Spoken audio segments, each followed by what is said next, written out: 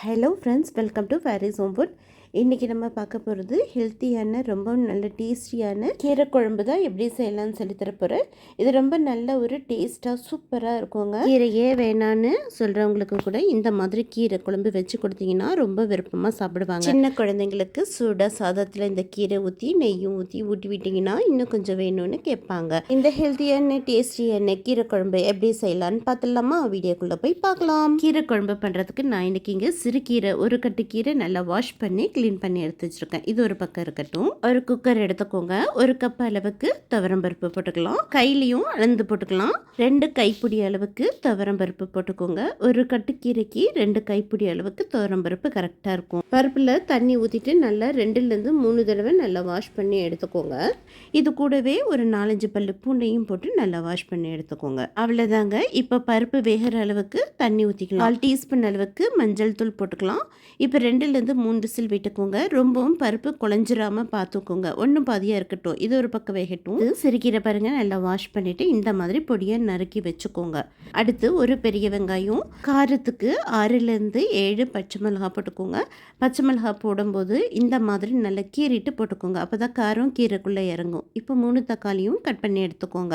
அதுக்குள்ளே பாருங்கள், பருப்பும் சூப்பராக வந்து ரொம்பவும் குழையாமல் 75% ஓரளவுக்கு பருப்பு நல்லாவே வெந்திருக்கு. இப்படி தான் இருக்கணும், ஒன்றும் பாதியாக. இப்போ எடுத்து வச்சுருக்கிற கீரையும் போட்டுக்கலாம்.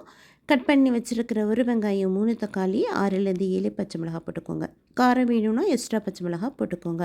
இப்போ இது கூடவே 3/4 டீஸ்பூன் அளவுக்கு உப்பும் போட்டுட்டு தேவையான அளவுக்கு தண்ணி ஊற்றிக்கோங்க. உங்களுக்கு கீரை குழம்பு கொஞ்சம் தண்ணியாக வேணும்னா எக்ஸ்ட்ரா தண்ணி ஆட் பண்ணிக்கோங்க. இல்லை திக்காகவே இருந்தால் ஓகே போதும் அப்படின்னா நீங்கள் கொஞ்சம் தண்ணி கம்மியாகவே ஊற்றிக்கோங்க. உங்கள் விருப்பம். உங்களுக்கு குக்கரில் செய்கிறது பிடிக்கல அப்படின்னா நீங்கள் குக்கர் மூடி போடாமல் விசில் விடாமல் கீரை வேகிற அளவுக்கு மட்டும் ஒரு 10 நிமிஷம் வேக வச்சு எடுத்துக்கோங்க.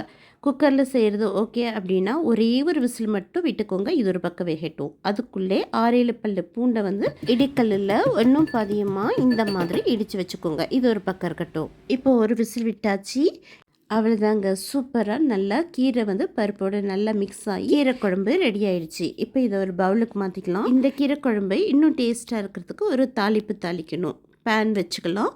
கொஞ்சமாக எண்ணெய் ஊற்றிக்கோங்க. 1 டீஸ்பூன் அளவுக்கு உளுத்தம்பருப்பு, 1/4 டீஸ்பூன் அளவுக்கு கடுகு உளுத்தம்பருப்பு நல்லா பொரிஞ்சதும் இப்போ 4 காஞ்ச மிளகாவை கிள்ளி போட்டுக்கோங்க. கொஞ்சமாக பெருங்காயத்தூள், வாய்வு ப்ராப்ளம் இல்லாமல் இருக்கும். இப்போது இடித்து வச்சுருக்கிற பூண்டையும் போட்டுக்கோங்க. கமன்னு வாசனையாக இருக்கும். பூண்டு வந்து நல்லா கோல்டன் கலரில் ஆற வரைக்கும் நல்லா வறுத்துட்டு இப்போ ஸ்டவ் வந்து ஆஃப் பண்ணிக்கலாம். இப்போ தாளித்த தாளிப்பை கீரையில் போட்டுடலாம். அவ்வளோதாங்க. நல்ல சூப்பராக கமன்னு சிறுகீரை குழம்பு ரெடி. ரொம்ப நல்ல ஒரு டேஸ்ட்டாக இருக்குங்க. நல்ல சூடான சாதத்தில் இந்த கீரை குழம்பு ஊற்றி சாப்பிடுங்க.